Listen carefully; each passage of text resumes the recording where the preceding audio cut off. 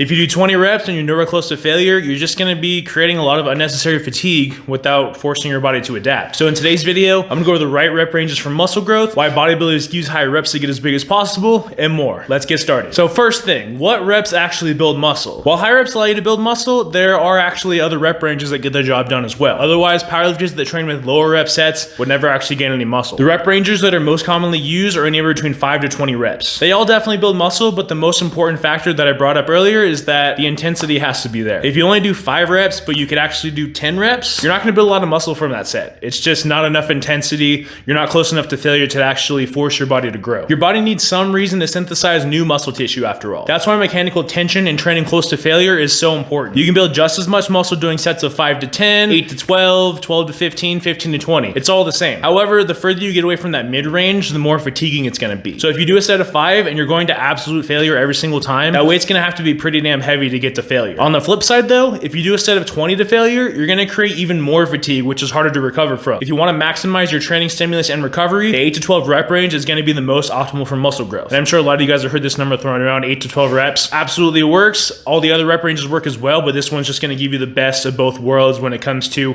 how much fatigue you're generating and how much muscle you're actually stimulating to grow. Do most of your sets to failure in this range and you're gonna get the best gains possible. I've seen this question asked a lot in the previous years, and that is, will 100 reps build muscle? These are something that I've experimented with in the past after following some of Paul Carter's training on his blog, Lift Run Bang. These types of sets are gonna create a ton of metabolic stress, and honestly, unless you train to close to failure, it's gonna be a huge waste of time, unfortunately. Plus, the weight required to do 100 reps without rest is gonna be very, very light. Like, you might not even be able to do body weight on some of these exercises to get 100 reps to failure without taking any rest. The other way you can do it is kind of like Paul Carter's 100 rep training program, which is very similar to rest pause training. Basically with this, you pick a weight you can do for 30 to 50 reps in one set. Once you do your first set to failure, you're gonna take 10 deep breaths and you're gonna hold onto the bar or dumbbell for whatever exercise you're doing. Then you just bang out another set to failure and you repeat this until you get to 100 total reps. Here's what this kind of set looks like. It's pretty brutal and it looks like it might be very effective for building muscle mass, right? Well, here's the thing. Doing it this way is actually gonna fix some issues of the weight being too light. However, this is still a really inefficient way to train and something I definitely don't recommend. It's just gonna create too much fatigue, which is the same problem that doing something like German volume training causes. 10 sets of 10 is just too much work for anybody to do long term and make progress on. Plus, even if you make progress doing that, you'd make even more progress doing fewer sets and pushing close to or to failure. And while 100 rep sets sound cool on paper, they just really aren't a good idea in real life applications. A lot of people ask this question as well, is 20 reps too much? While 100 reps is too light and fatiguing to have much merit, sets up to 20 reps can actually build just as much muscle as sets of 8 to 12. So no, sets of 20 are not too much to recover from and do a good job of building muscle. The key thing though that I keep harping on in this video is that you need to be pushing close to failure for maximum muscle growth to occur. The other thing you need to understand is, once again, sets of 20 are gonna be a little more fatiguing than more moderate rep sets. So yes, while they'll build the same amount of muscle as long as your proximity to failure is equal, they'll be harder to recover from as well. However, there are some exercises that are just gonna be better in higher rep ranges. Things such as rear delt swings, plate raises, and many other exercises are gonna be harder to load with heavier weights. So if you feel like the weight is just too heavy for your joints on an exercise, sets up to 20 reps absolutely have their place. I've seen people comment that bodybuilders don't actually, train heavy or hard or anything like that, but in general, they do use very, very high reps, and here's why. If you look at the average powerlifter compared to bodybuilders, they're gonna have much less muscular development. On the flip side, if you look at elite level powerlifters, they have a ton of muscle mass. If they lean down to sub 10% body fat, some of them are gonna look comparable to bodybuilders. Maybe not, elite IFBB pro bodybuilders, but,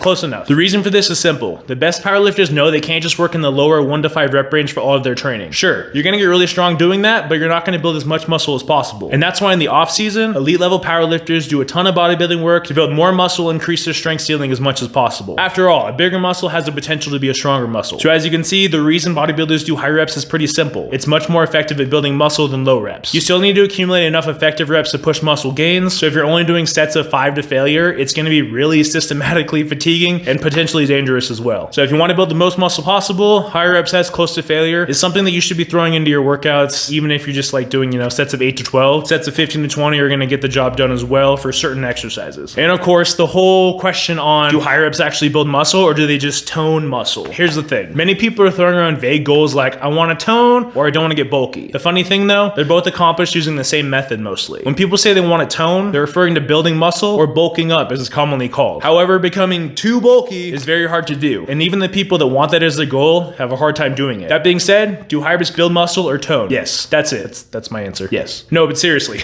if you just wanna tone and stay lean, high reps will get it done. As long as you're increasing your weight and reps over time, you're gonna build muscle and or tone, whatever you choose to call call it. It doesn't really matter. Whatever you decide to label your goals, high reps will help you get there for sure. Now I turn it over to you. Did this video help you figure out if high rep training is right for you? And if so, are you gonna incorporate high rep training for certain exercises? Either way, let me know in the comment section right now. If you're interested in more videos on how to build more muscle, check out this playlist next. Until next time.